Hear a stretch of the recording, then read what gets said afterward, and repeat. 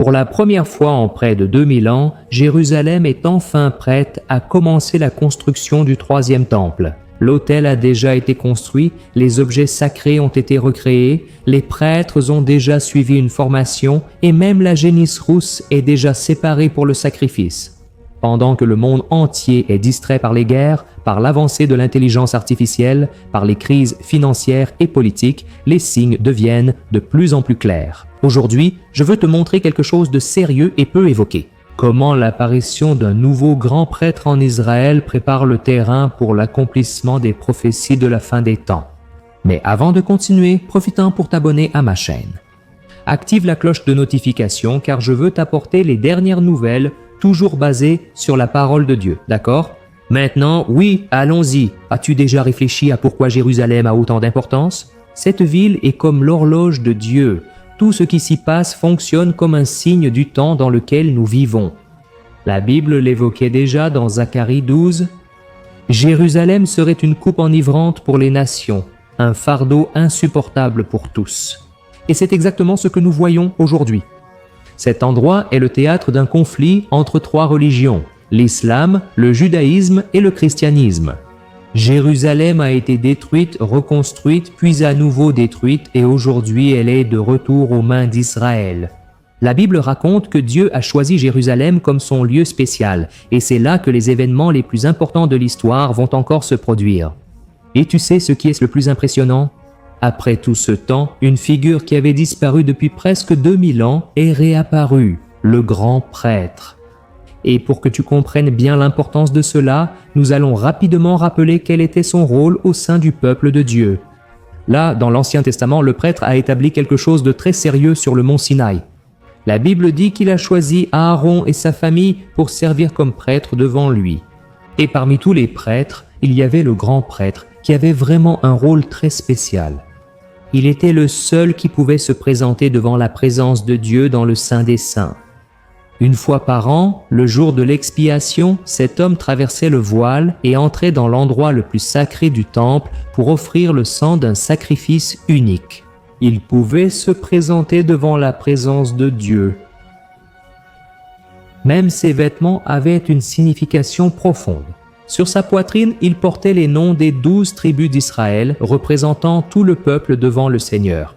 Et sur son front, il portait une plaque d'or avec les mots « Sainteté au Seigneur ». Chaque aspect de son ministère annonçait quelque chose de bien plus grand à venir. Le plan de Dieu pour le salut de l'humanité par le Christ. Mais ce système de sacrifice que Dieu avait établi a fonctionné pendant plus de 1400 ans, jusqu'à son interruption tragique en 70 après Jésus-Christ. Après Jésus-Christ, les soldats romains ont envahi Jérusalem et ont complètement incendié le temple. Toute cette guerre a détruit les murailles, ne laissant qu'une partie d'entre elles, connue aujourd'hui sous le nom de mur des lamentations. Le feu a détruit le sanctuaire et le sang du prêtre a coulé sur le sol de l'atrium. Fait intéressant, le prophète Osée avait déjà annoncé que cela arriverait. Regarde ce qui est écrit dans Osée, chapitre 3, versets 4 et 5. Le peuple d'Israël vivra de nombreux jours sans roi, sans prince, sans sacrifice, sans colonne sacrée, sans vêtements sacerdotal et sans idole familiale. Et c'est exactement ce qui s'est passé. Pendant près de 2000 ans, le monde n'a plus vu aucun grand prêtre légitime entrer dans le Saint des Saints. Jamais, dans toute l'histoire, il n'y a eu un intervalle aussi long de silence dans le plan de Dieu. Mais, malgré cela, pendant tout ce temps, Dieu a continué à veiller sur chaque détail. La lignée sacerdotale n'a pas disparu, et jusqu'à aujourd'hui, le nom de famille Cohen, qui en hébreu signifie prêtre, est une preuve vivante que Dieu a préservé les descendants d'Aaron. Même dispersés parmi les nations, même persécutés, ils ont survécu jusqu'à aujourd'hui. Et la plus grande preuve de cette préservation, ce sont les préparatifs pour la reconstruction du troisième temple, qui sont déjà en cours. L'Institut du Temple, fondé par des Juifs en 1980-1936, a déjà recréé presque tous les ustensiles du temple. Et l'un des plus grands symboles est la menorah, le candélabre en or pur. Elle pèse plus de 45 kilos et a coûté plus de 3 millions de dollars. Cette pièce a été fabriquée exactement comme Dieu l'a ordonné dans le livre de l'Exode, et aujourd'hui elle est déjà là, exposée tout près du mont du Temple. Mais ce n'est pas tout. Un par un, tous les objets que la Bible ordonne d'avoir dans le temple ont été recréés. Les tables avec les pains, les fourchettes en argent, les bassins pour le sang, les instruments des Lévites, les trompettes, enfin tout. Chaque détail a été réalisé fidèlement en suivant les instructions de la parole de Dieu. Et il y a plus. En 2018, ils ont consacré un autel de sacrifice, construit de la bonne manière, avec des pierres qui n'ont pas été taillées avec des outils en métal, conformément à la loi de Moïse. Et cet autel est déjà prêt à être transporté sur la montagne dès qu'il y aura l'autorisation. Pendant la cérémonie, des prêtres en habits anciens ont déjà répété les rituels sacrés. Frères, ce n'est pas tout. En 2022, des génisses rousses sont nés, des animaux extrêmement rares qui sont indispensables à la purification du temple. Selon ce qui est écrit dans le livre des Nombres, ces génisses sont élevées avec le plus grand soin, sous une supervision rigoureuse, en attendant le moment opportun. Frères, pièce par pièce, tout est déjà en train d'être prêt. Mais il manque encore quelque chose de très important, le grand prêtre lui-même, et c'est de lui que nous allons parler maintenant. Récemment, le Sanhédrin, ce conseil qui existait à l'époque de la Bible, a été réformé par un groupe de rabbins plus radicaux qui croient fermement à la construction du troisième temple. Bien qu'ils n'aient pas la reconnaissance officielle du judaïsme, ils ont pris une décision majeure. Ils ont officiellement nommé un grand prêtre pour le futur temple. Regardez ça, frères. Après tout ce temps, il y a maintenant un grand prêtre légitime en Israël.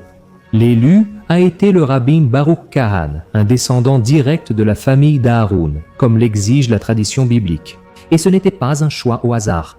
Tout d'abord, ils ont confirmé sa lignée grâce au registre rabbinique, qui conserve ces informations depuis des siècles. Ensuite, la science a confirmé ce que la tradition disait déjà. Son acide désoxyribonucléique porte la marque génétique des descendants d'Aaron. Mais il n'a pas été choisi que pour cela. Kahan a passé des années à étudier les lois du temple et à s'entraîner aux anciens rituels, comme les sacrifices quotidiens et le service du jour de l'expiation. Et le plus impressionnant, c'est que les vêtements sacerdotaux sont déjà prêts. Le pectoral avec les 12 pierres précieuses, l'éphod, la tiare avec les mots « Sainteté à l'Éternel », tout a été confectionné spécialement pour lui. Aujourd'hui, quand il porte ses vêtements et s'entraîne, les témoins disent que l'histoire d'Israël semble reprendre. Pourquoi est-ce si important prophétiquement? La réponse est dans Daniel 9,27, l'une des prophéties majeures sur la fin des temps. La Bible dit que l'Antéchrist conclura une alliance avec beaucoup pour une semaine. Mais au milieu de cette semaine, il fera cesser les sacrifices et les offrandes. Maintenant, réfléchissez avec moi à une chose. Pour qu'ils puissent interrompre les sacrifices, ils doivent être en train d'avoir lieu, n'est-ce pas? La prophétie elle-même révèle qu'avant la fin, le système des sacrifices juifs sera rétabli. Et c'est exactement ce qui commence déjà à se produire à Jérusalem, et il y a plus. Dans 2 Thessaloniciens 2, verset 4, Paul a dit que l'Antéchrist s'assiera dans le temple de Dieu, se faisant passer pour Dieu. Cela ne peut pas être dans un temple symbolique ou spirituel, il doit s'agir d'un temple physique construit à Jérusalem.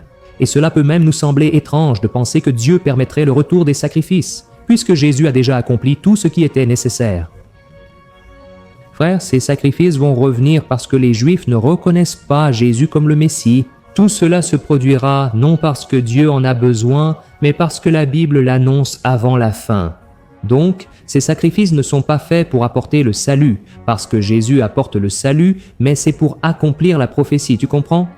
Et maintenant, avec tout cela déjà prêt, il ne manque plus que l'accès au mont du Temple. Aujourd'hui, cet endroit est contrôlé de façon très complexe. Israël s'occupe de la sécurité, mais l'administration du mont est assurée par un groupe islamique de Jordanie. Les Juifs peuvent même visiter, mais seulement à des horaires très restreints, et ils ont l'interdiction de prier ou de faire tout type de rituel là-bas. Cependant, récemment, la situation a évolué. De plus en plus de Juifs montent sur le mont et le nombre de visites a beaucoup augmenté. Pour sortir de cette impasse, 3 solutions existent. D'abord, il faudrait un accord politique. Deuxièmement, des changements progressifs dans les lois permettant aux Juifs de prier là-bas sans restriction. Ou alors, une solution plus rapide serait de construire l'autel près du mont et de commencer les sacrifices là-bas sans avoir à toucher pour l'instant à la structure principale. Je sais que ça paraît difficile, mais tu te rappelles le mur de Berlin en 1989 ? Personne n'imaginait qu'il tomberait. En quelques jours, ce qui paraissait impossible s'est produit sous les yeux du monde entier. Et il peut arriver la même chose avec le mont du Temple. Ce dernier obstacle peut disparaître du jour au lendemain. Frères, alors que nous voyons tout cela à Jérusalem, il y a derrière quelque chose de bien plus grand et spirituel. La Bible dit dans les Hébreux qu'alors qu'un temple est construit sur terre, le vrai temple existe déjà au ciel. Jésus-Christ est notre véritable grand prêtre et il est assis à la droite du trône de Dieu et intercède pour nous dans le véritable sanctuaire. Et face à tout cela, je te pose une question très sincère. Allons-nous continuer à vivre comme si rien ne se passait ? Le Christ nous a laissé un avertissement très clair dans Matthieu chapitre 24, verset 33.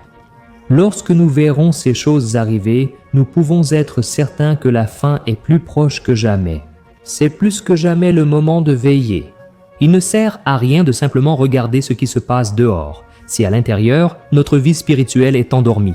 C'est le moment d'apprendre davantage de la Bible, de renforcer notre vie de prière et de mettre le royaume de Dieu en premier au-dessus de tout. Amen. C'est pourquoi je t'invite à être avec moi ici chaque jour pour apprendre davantage de la parole de Dieu. Je suis le pasteur Antoine Junior et, si tu as été béni par ce message, partage cette vidéo avec au moins 3 personnes sur ton WhatsApp qui ont besoin de comprendre ces signes. D'accord? Que Dieu te bénisse puissamment. Une grande accolade.